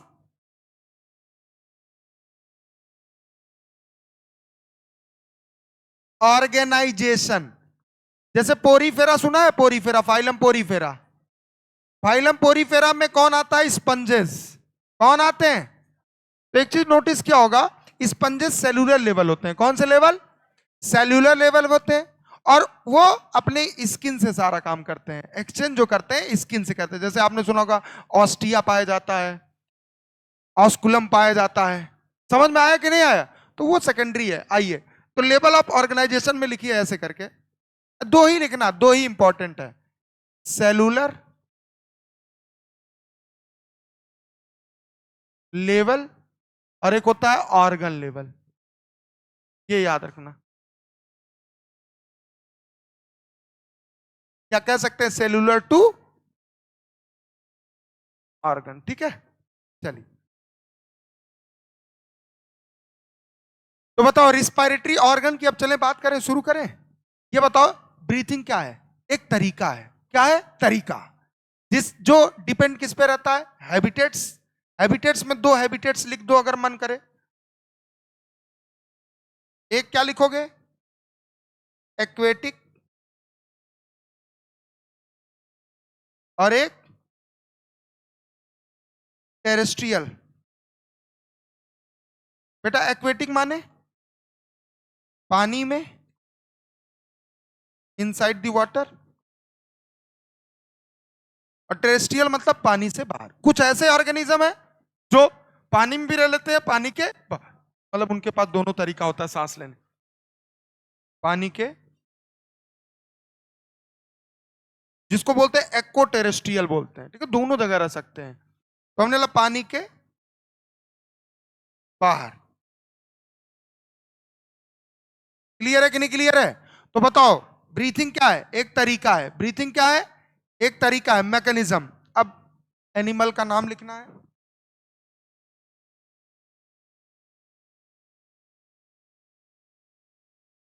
आइए। अच्छा एक बात बताओ, गैसेस का एक्सचेंज हो रहा है ना? बोलो हाँ या ना। अच्छा ये मान लो बॉडी, बनाना नहीं है, सुनना। ये बॉडी है, क्या है? या सेल बोल लो, ठीक है। बाहर एटमॉस्फेयर में कौन सा गैस ज्यादा होता है? O2 ज्यादा होता है। अंदर कौन ज्यादा होता है? CO2। बाहर ज्यादा कौन है? अंदर ज्यादा कौन है? अच्छा,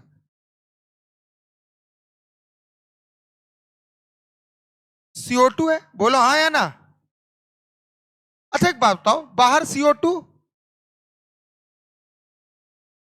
कम, समझ रहे हो कि नहीं समझ रहे हो? अरे भैया कहोगे काहे कम? अबे CO2 प्लांट नहीं यूज कर लेता है। हम जो CO2 निकालते हैं प्लांट ही तो यूज करता है। और प्लांट क्या निकालता है? ऑक्सीजन।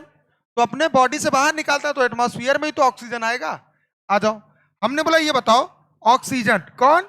ऑक्सीजन एटमॉस्फेयर में क्या है? ज्यादा, और बॉडी में कम। तो हमेशा चीजें हाई कंसंट्रेशन से किधर जाएंगी? तो ऑक्सीजन बाहर क्या है?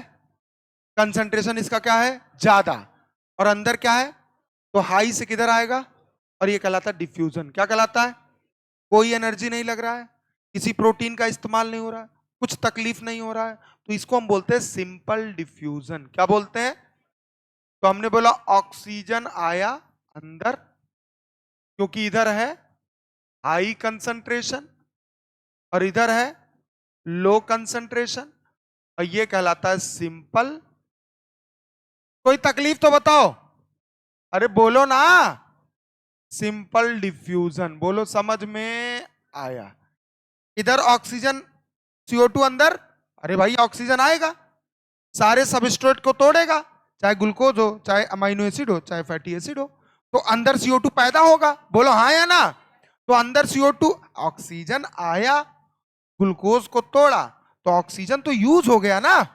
लेकिन जब तोड़ा तो CO2 प्रोड्यूस हो गया ना, और CO2 अंदर ज्यादा होगा, तो CO2 का कंसंट्रेशन अंदर ज्यादा है, बाहर कम। तो हाई कंसंट्रेशन से किधर जाएगा?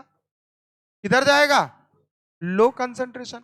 सेम पैटर्न क्या होगा? सिंपल। इसको नोट कर लो, नोट कर लो, नोट कर लो, क्योंकि अगला यही टर्म लिखाने वाला हूं। क्लियर है कि नहीं क्लियर है?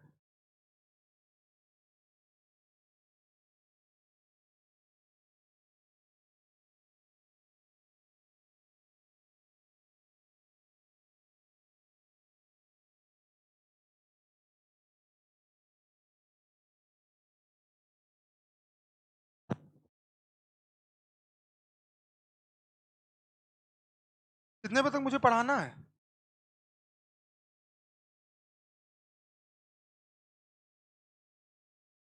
मैं 9:15 पे आया हूँ यहाँ। 1.5 घंटा पढ़ाना है, 9:45 पे छोड़ दूंगा। सॉरी, 10:45 पे छोड़ दूंगा। जुकाम हो गया लग रहा है। गया था, एंजॉय करके आया हूँ।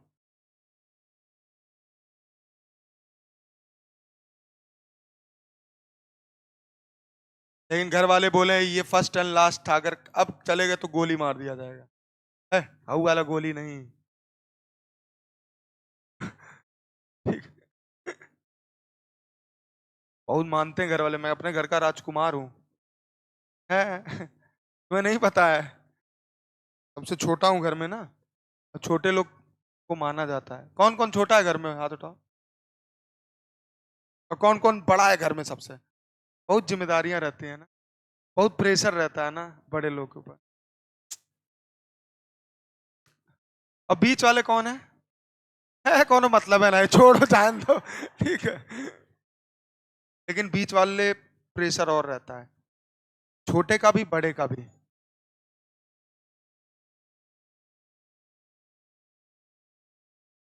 समझ रहे हैं बच्चों आप लोग मेरी बात। आइए, तो हमने बोला अंदर ऑक्सीजन कम बाहर ज्यादा, तो हाई से किधर आएगा, लो, क्या कहलाएगा, सिंपल डिफ्यूजन। अंदर CO2 ज्यादा बाहर कम, तो हाई से लो कहलाएगा सिंपल डिफ्यूजन। चलिए अब मैं जो चार्ट बनवाऊंगा उस चार्ट से आपको एनसीईआरटी रीड या पढ़ने की जरूरत नहीं पड़ेगी, प्रॉमिस। इधर लिखिए, ऐसे लिखना, इधर एनिमल्स का नाम और जिसके थ्रू वो गैसेस का एक्सचेंज करते हैं वो लिखना है, ठीक है। आइए, एनिमल ऑफ, दिख रहा है बेटा, अलग अलग ग्रुप के एनिमल या स्पीसीज के।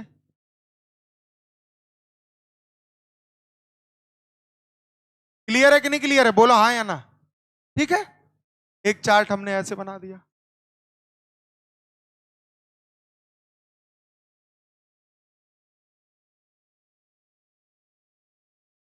ठीक है, मेरा व्हाइट बोर्ड पे राइटिंग अच्छी जाती है नहीं, व्हाइट बोर्ड पे व्हाइट मार्कर से जब लिखता हूं, इसमें भी अच्छी जाती है। मेरी राइटिंग अच्छी है यार, पहले बहुत गंदी थी। पहले एक का है, क्या नाम है तुम्हारा, तेज से बोलो। शीतल माने ठंडा, तो ठंडी रहो ना। ऐसे कर रही हो, ठीक, एकदम मारे बतिया आ रही हो एकदम, आवाज इतना तेज। आइए, ठीक है, लिखिए। अरे यार सॉरी है बेटा, कोई बात नहीं ना। ओके, लिखो एक्सचेंज ऑफ,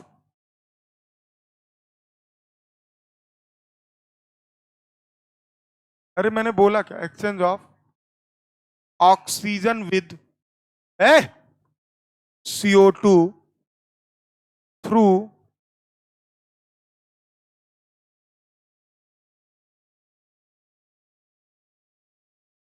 किसके थ्रू, सिंपल डिफ्यूजन। याद रहेगा, मतलब हाई कंसंट्रेशन से, हाई कंसंट्रेशन से लिखिए लो कंसंट्रेशन, और किसके द्वारा वही लिखना है, एक्सचेंज ऑफ, ठीक है, पाई या थ्रू कुछ भी लिख सकते हो, सारे ऑर्गन का नाम लिखना है नीचे, ठीक है। चलिए पहले में लिखिए लोअर इनवर्टिब्रेट्स में, पहले लिखो नाम लिखो, स्पंजेस, सीलेंट्रेट्स, प्लेटवॉर्म, तीन नाम लिखा। सीलेंट्रेट्स क्या है, सीलेंट्रेटा फाइलम है, और उस फाइलम में जितने भी ऑर्गेनिज्म आएंगे सब क्या कहलाएंगे, सीलेंट्रेट्स। क्या कहलाएंगे, देखो स्पंजेस, सीलेंट्रेट्स, फ्लैटवॉर्म। कुछ इंतजार कर रहे हैं, स्पंजेस, सीलेंट्रेट्स,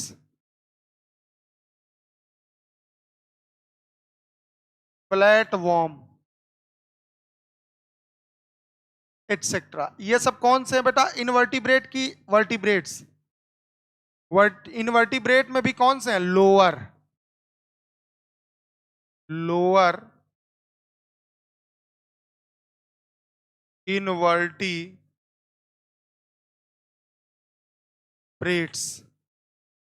ठीक है। ये अपनी स्किन से करते हैं, सरफेस से करते हैं। किससे करते हैं, इंटायर पूरे बॉडी सरफेस से। रिस्पायरेशन किससे करते हैं बेटा, पूरे बॉडी के सरफेस से, कहीं से भी कर सकते हैं, ऑक्सीजन ले सकते हैं, CO2 निकाल सकते हैं। समझ में आया कि नहीं, नहीं आया, नहीं आया। आई बॉडी, मान लो मैं स्पंज हूं और हम यहां से भी ऑक्सीजन ले सकते हैं, जहां मन वहां पूरे बॉडी से ले सकते। लिख दो इंटायर, इंटायर मतलब पूरे बॉडी। अब एनसीईआरटी रीड करने की जरूरत, फ्लो चार्ट बनाना है ऐसे ही, ठीक है ना? क्लियर है? तो बताओ स्पंजेस सिलेंट्रेट्स, स्पंजेस सारे, पोरीफेरा वाले सारे, पोरीफेरा वाले सारे, स्पंजेस आ गया तो समझ लो सारे एग्जांपल, यू स्पंजिया, स्पंजिला सब आ गया, ठीक है? सिलेंट्रेट्स, फाइलम सिलेंट्रेटा के अंदर जितने भी ऑर्गेनिज्म सिलेंट्रेट्स हैं सब, और फ्लैट वॉर्म, ये वॉर्म है, ये सब के सब किससे लेते हैं? बॉडी सरफेस से ऑक्सीजन लेते हैं और बॉडी सरफेस से ही ऑक्सीजन निकालते हैं। अगला लिखिए अर्थवॉर्म। अगला कौन है?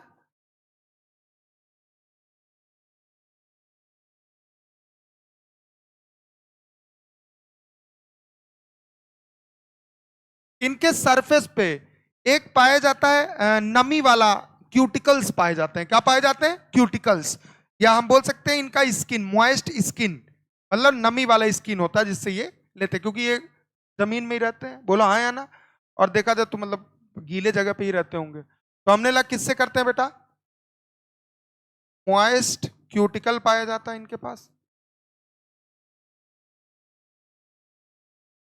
या मॉइस्ट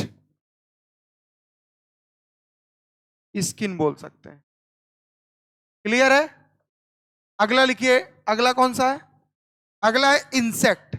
इनके पास ट्रैकिया पाए, ट्रैकियल ट्यूब पाया जाता है, एंटीना बोलते हैं ना, एंटीना, उससे लेते हैं ये ट्रैकियल ट्यूब। और भी ऑर्गन होते हैं।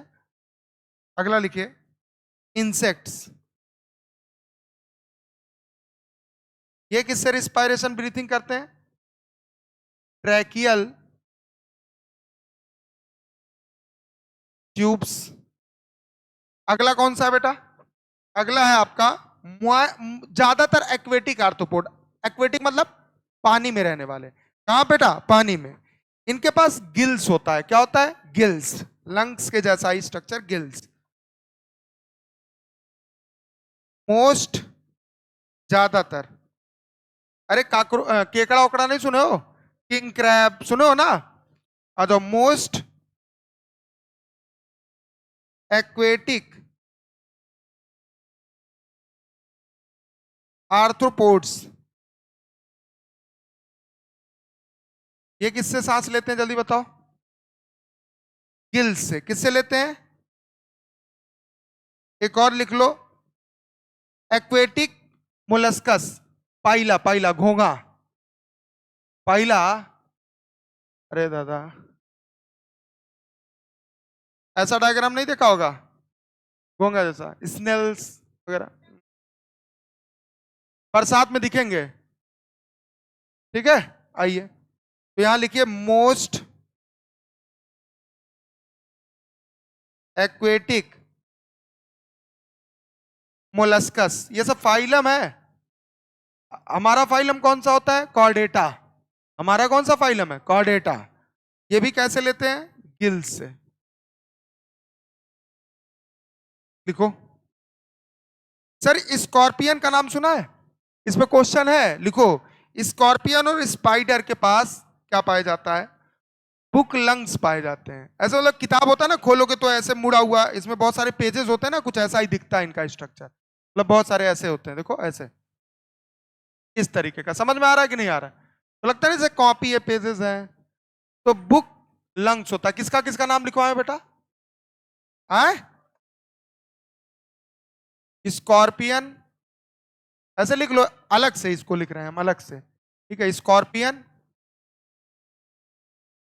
स्पाइडर, इनके पास क्या होता है? इनके पास होता है बुक,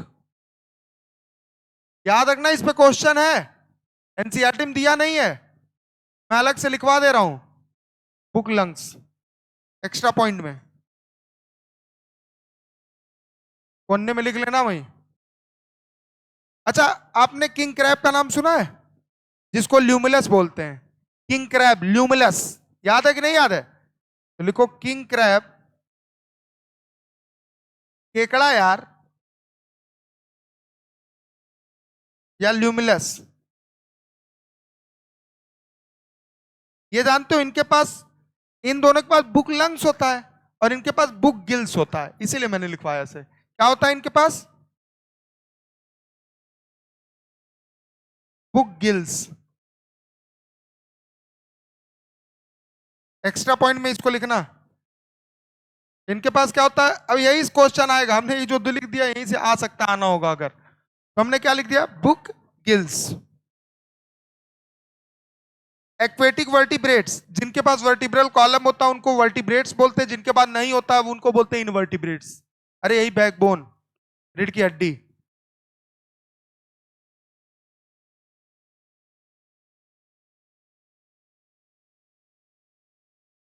एक्वेटिक वर्टिब्रेट्स, इसको छोटा कर दे थोड़ा सा, कि अगले पेज पे चले जाए, अगले पेज पे चले जाए ना, लिख लो लिख लो लिख लो लिख लो। और कल स्टार्ट होगा ह्यूमन रिस्पायरेटरी सिस्टम। आज ये खत्म, कल स्टार्ट क्या होगा, ह्यूमन रिस्पायरेटरी सिस्टम। हम लोग स्लो नहीं चल रहे हैं, सही चल रहे हैं, ठीक है। अभी आपकी क्लासेस कुछ दिन में हो जाएंगी 2 घंटे की। जब 2 घंटे की क्लासेस होंगी तो मैं पढ़ाऊंगा 1 घंटा 45 मिनट, और जब आपकी अभी 1.5 घंटे की तो मैं पढ़ाता हूँ 1 घंटा 20 मिनट 15 मिनट सही से, क्योंकि मैं सिर्फ नहीं पढ़ाता हूँ, सिर्फ और सिर्फ पढ़ाता नहीं हूँ। अगर मैं जिस दिन सिर्फ और सिर्फ पढ़ाने लगा क्लास आधी हो जाएगी। आपको खुश भी तो रखना है, हर चीज देखना है ना, क्योंकि 80% खुश होने आते हैं और 20% पढ़ने आते हैं, तो मुझे दोनों को ख्याल में रखना पड़ता है, पढ़ाना भी पड़ता है और उन्हें खुश भी रखना पड़ता है, ताकि वो रोज आए, कि भीड़ तो उन्हीं से दिखती है ना। आइए, देखो टोक दिए ना, अभी करवा रही नहीं, समझ में आ रहा, सब करवाएंगे तो मेरी जान ले लेना यार, कैसी बात कर रहा, सब करवाएंगे, परेशान ना हो। मैंने बोला अगर तो करवाऊंगा, ठीक है, किसी दिन बुला के मैं करवा दूंगा, ठीक है। या किसी दिन मेरा मूड नहीं किया पढ़ाने का, पीवाई क्यों लगा देंगे। ऐसा होता है ना, कभी कभी मन नहीं करता है तो खुल के बोलते हैं। जिस दिन समझ लो मैं, जिस दिन आप लोगों से पूछना शुरू किया, समझो उस दिन मेरा मन नहीं था पढ़ाने का, तो अभी तक तो ऐसा हुआ नहीं है। तो ऐसा बहुत कम होता है, रेयर होता है, किसी दिन मेरा मन नहीं किया पढ़ाने तो हमने पूछना शुरू, खड़े हो जाओ खड़े हो जाओ, उस दिन समझ जाना इसका पढ़ाने का मन नहीं है। ऐसा बहुत कम होगा, रेयर, क्या बोला, रेयर। समझ में आ रहा है कि नहीं आ रहा है? चलिए आइए, अगला लिखिए, एक्वेटिक वर्टिब्रेट्स। कौन है बेटा एक्वेटिक वर्टिब्रेट्स? पानी में रहने वाले वर्टिब्रेट्स। अच्छा बताओ, पानी में कौन सी वर्टिब्रेट्स रहती है? मछली जल की, तो लिखो ना, लाइक फिश। कौन बेटा? मछली, ठीक है। हमने बोला ये सांस गिल से लेती है, क्या लेती है, कैसे, गिल्स। और गिल्स एक वेस्कुलराइज्ड स्ट्रक्चर है, बैग के जैसा, जिसको हम बोलते हैं ब्रोंकियल। क्या बोलते हैं बेटा?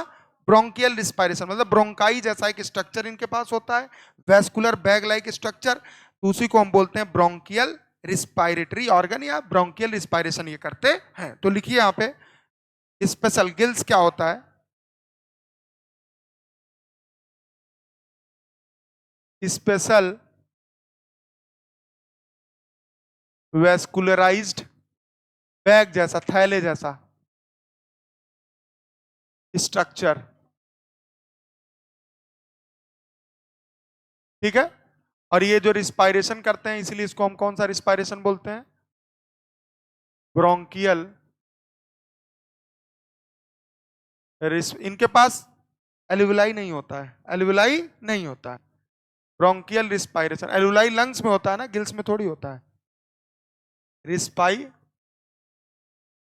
ये सब याद रखना, भूल जाओगे तो फिर गए। अगला लिखो, terrestrial vertebrates, birds, reptiles, mammals, ये सब पानी के बाहर रहते हैं ना। हो गए सर पानी वाला सांप, ठीक है। टेरेस्ट्रियल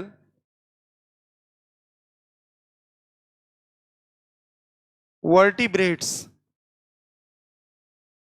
बताओ कौन है, 3 नाम बता, लाइक रेप्टाइल्स, सांप गोजर बिच्छी, बर्ड्स चिड़िया, मैमल्स जिनके पास मेमोरी ग्लैंड हो। लिख दिया। ये किससे लेते हैं सांस? कॉमन सेंस से जब तीनों का नाम आया तो क्या होगा इनके पास? लंग्स होगा कि गिल्स होगा? आए? ये भी वेस्कुलराइज स्ट्रक्चर है। क्या है? वेस्कुलराइज्ड। थैले नुमा है नहीं, थैला थैले जैसा।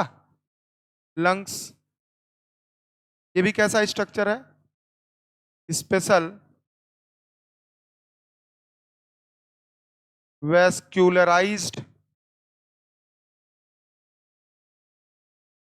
स्ट्रक्चर। और इस बैग लाइक स्ट्रक्चर से जो रिस्पायरेशन करता है उसको बोलते हैं पल्मोनरी रिस्पायरेशन। क्या बोलते हैं? पल्मोनरी। सर, चाहे लंग्स बोलो चाहे पल्मोनरी, चीज एक ही है। लंग्स के लिए ही टर्म इस्तेमाल किया जाता है पल्मोनरी। Pulmonary respiration. अगर आपसे पूछा जाए ब्रोंकियल रिस्पायरेशन किस में होता है, आप क्या जवाब दोगे? हिस। और आपसे पूछा जाए कि पल्मोनरी रिस्पायरेशन किस में होता है, रेप्टाइल्स, बर्ड और मैमल्स। सर, मेढक के बारे में अलग से लिखो। एम्फीबियन। एम्फीबियन को जानते हो? एम्फीबियन में कौन आएगा? असल बात एम्फीबियन बड़ा टैलेंटेड है।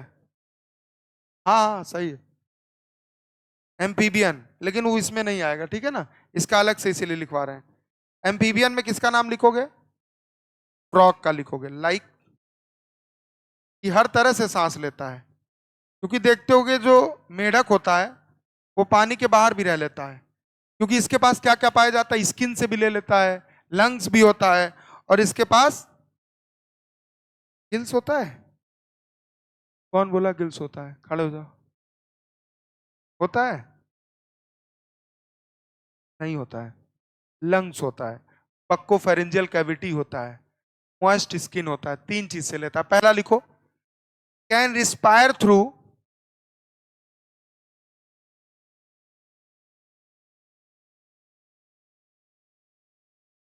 होता है जी, गिल्स होता है।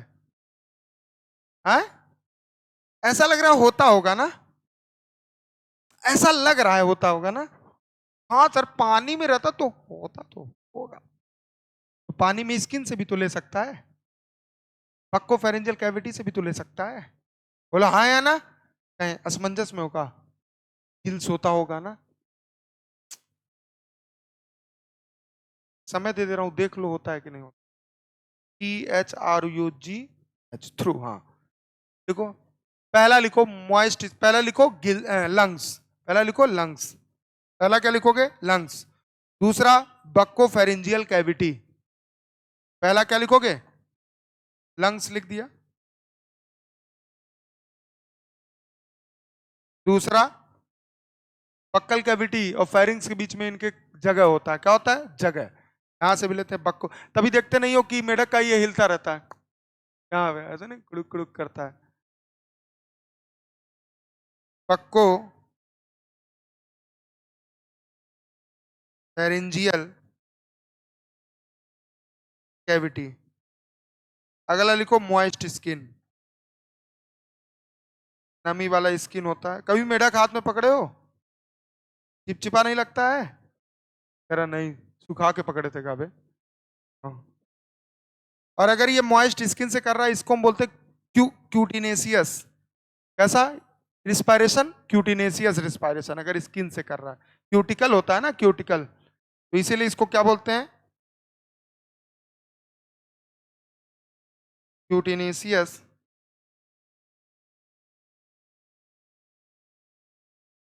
क्या हुआ बाबू, मिला? गिल्स मिला कि नहीं? आए? मिले तो बताओ, लिख दे। मिल गया? दिखाओ।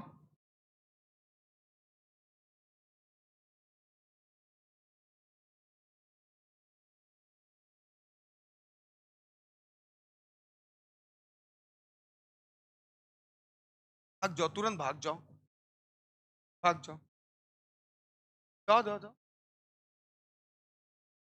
हमें लगा किताब उताब दिखा रहे हो, तुम तो गूगल दिखा रहे हो हमको। किताब दिखाओ, गूगल गूगल ये सब बकवास चीजें दिखाते हो। तुमने सही बताया, गलत नहीं बताया, लेकिन इसको और कायदे में देखेंगे जब फ्रॉक पढ़ेंगे। है? हाँ हाँ, गिल्स से ही है, गिल्स जैसा ही है वो, गिल्स ही जैसा, लेकिन गिल्स यहाँ नहीं लिखेंगे अभी ना, जब फ्रॉक का एनाटॉमी पढ़ाएंगे तब लिखेंगे, ठीक है? अंतर होता है बेटा, पढ़ाएंगे तब बताएंगे। तो बताओ कैसे रिस्पायर कर सकते हैं? Respiration, lungs, buccopharyngeal cavity, moist skin. Skin कैसा होता है? क्यूटेनिसियस होता है, इसीलिए हमने लिखा ऐसा रिस्पायरेशन। इतना क्लियर है कि नहीं क्लियर है? बोलो हाँ या ना। चलिए, हमें लगा एनसीईआरटी उनसीईआरटी की लाइन में लिखा है दिखाएगा लाके, तो गूगल मार रहा है।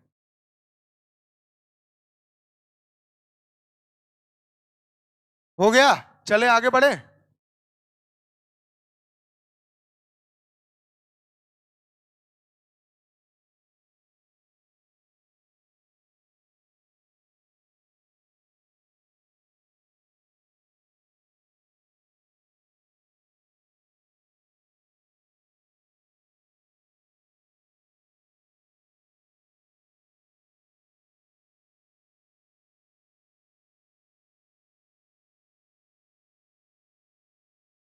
हो गया। जब पढ़ाएंगे फ्रॉक तो उसमें कितने गिल स्लिट्स होते हैं सब कुछ बताएंगे, कितने पेयर में होते हैं, कितने छिद्र होते हैं बताएंगे। ऐसे हम नहीं कह सकते बक्कोफैरिंजियल कैविटी ही गिल्स है, बहुत कुछ समझाना पड़ जाएगा यहाँ बैठे बैठे। पूरा फ्रॉक की एनाटॉमी पढ़ानी पड़ेगी, रेस्पायरेशन पढ़ानी पड़ेगी, समझ रहे हो ना? तो अगर एनसीईआरटी में नहीं दिया है तो उसको टच मत करो अभी, ना छेड़ो हमें, हम सताए हुए हैं।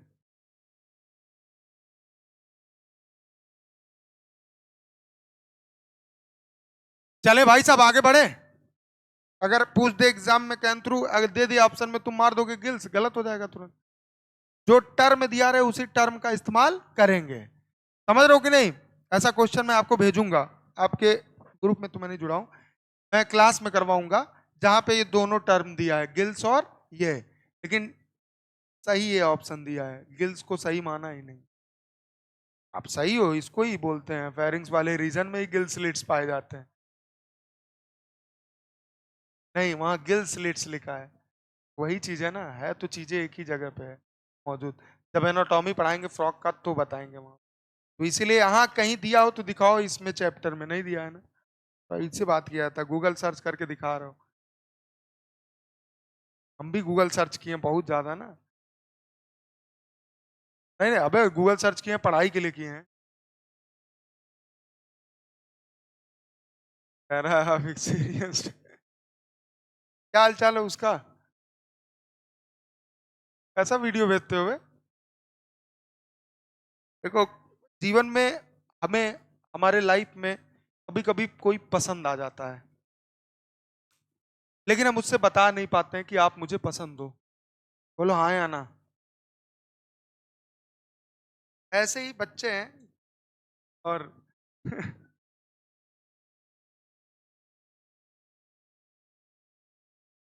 बता देना चाहिए, बता दीजिए, उसके बाद जो होगा देखा जाएगा। हाँ या?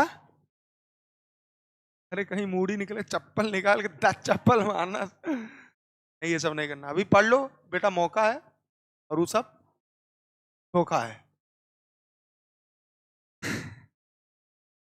आप तो कर चुके हैं।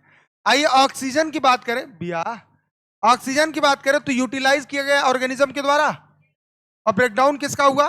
न्यूट्रिएंट्स, जैसे जैसे जैसे, अच्छा कौन से रिएक्शन से हुआ? वही कहलाता है, हमने बोला प्रोड्यूस क्या हुआ, और या नाम है। अच्छा, तो लिखा है CO2 कैसा गैस है बेटा? हार्मफुल। और रिलीज कब होता है? के दौरान, और यही कहलाता है ऑक्सीडेशन। किससे होता है बेटा? सेल। ऑक्सीजन हम लगातार देते हैं सेल को, और सेल लगातार प्रोड्यूस करता है हार्मफुल गैस, नाम है CO2, और फाइनली ये गैस आ जाता है बाहर। अच्छा, ये जो प्रोसेस होता है एक्सचेंज, अदला बदली, किसका? ऑक्सीजन का, किसके साथ? CO2, कहलाता है ब्रीथिंग। और ये प्रोसेस कई स्टेप में होता होगा, ये कहलाता है रिस्पायरेशन। आगे आइए सर, रिस्पायरेशन कितने प्रकार के हम पढ़ेंगे? दो, एक होता है और एक होता है, अगर एरोबिक है तो किसके प्रेजेंस में होगा, और एनारोबिक है किसके एब्सेंस में? नहीं यार, अब देखो इधर। अभी छोड़ देंगे, बस 5 चिल्ला दो, छोड़ दें, थोड़ा एनर्जी आ जाए। अच्छा बताओ यार, रिस्पिरेटरी ऑर्गन अलग अलग एनिमल में अलग अलग ऑर्गन होता है कि सेम होता है? अलग अलग कि सेम सेम है? अरे चोरकट काहे रे बतिया रहा है? क्या हम चिल्ला रहे हैं, तू उससे बतिया रहा है? पागल वगल है बुद्धि खत्म हो गया तेरा? तो कहा इधर नहीं देख रहा है रे? हट।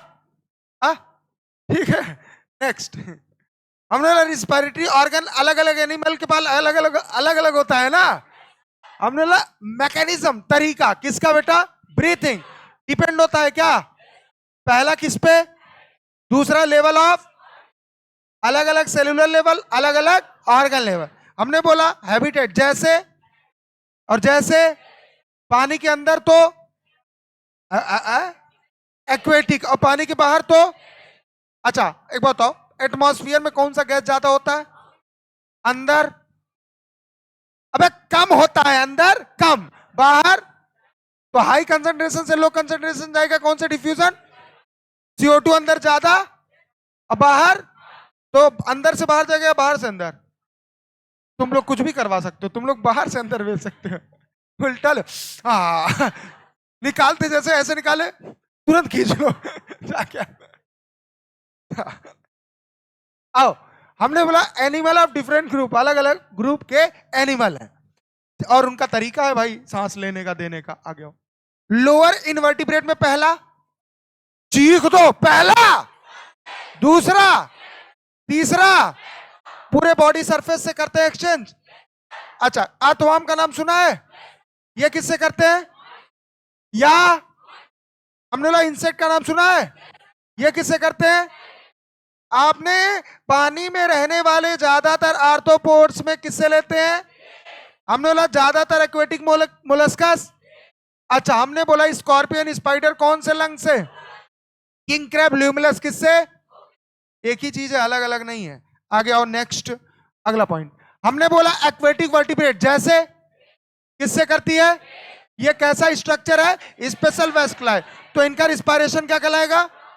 अच्छा, टेरेस्ट्रियल वर्टिब्रेट का नाम सुना है? इसमें आते हैं और किससे? ये भी स्पेशल वेस्कुलर स्ट्रक्चर है, रिस्पायरेशन कहलाता है। अच्छा, एम्फीबियन में जैसे ये रिस्पायरेशन किससे किससे कर सकते हैं? पहला, दूसरा, तीसरा। कैसा रिस्पायरेशन? क्योंकि स्किन पे क्यूटिकल होता है, उससे रिस्पायरेशन करेंगे तो कहलाएगा क्यूटिनेसियस। Thank you so. भाग जाओ भैया, अभी आपकी क्लास चलेगी, जाओ।